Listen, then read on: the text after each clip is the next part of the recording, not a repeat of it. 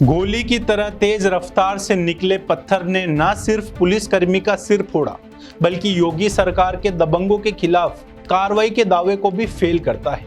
क्योंकि यूपी के गाजीपुर में महिला का शव गांव के बाहर नदी में मिला था। महिला के परिजनों का सीधा आरोप है कि गांव के ही दबंगों ने युवती के साथ बदसलूकी की और फिर उसकी हत्या कर नदी में फेंक दिया। इस घटना के बाद से ही गांव में तनाव का माहौल बना हुआ है। पीड़ित परिवार का आरोप है कि पुलिस इस मामले की निष्पक्ष कार्रवाई नहीं कर रही है, जिसके विरोध में स्थानीय लोग और संगठन लगातार प्रदर्शन कर रहे थे।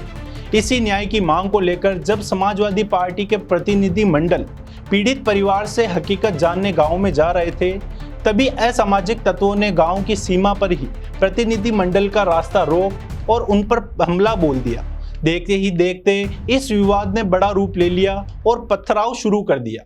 इस अचानक हुए हमले और पथराव में न केवल प्रतिनिधि मंडल के सदस्यों की गाड़ियां चकनाचूर हुई, बल्कि बीच बचाव करने आए पुलिस भी इसका निशाना बन गई।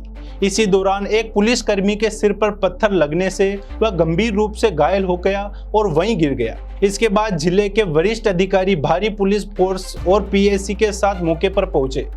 पर सवाल यह है कि क्या वो समाजवादी पार्टी के लोग थे, इसलिए बीजेपी के कार्यकर्ताओं ने उन्हें गाँव में आने से रोका?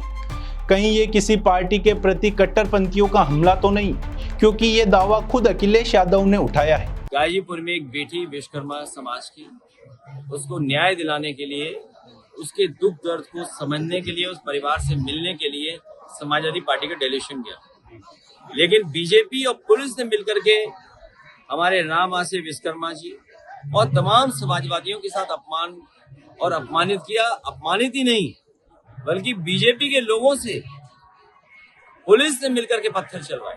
क्या कोई कल्पना कर सकता है कि पुलिस और बीजेपी मिलकर के पत्थर चलाएगी? आजकल तो जमाना ऐसा वीडियोस है, लेकिन सरकार उन पे कार्रवाई नहीं कर रही।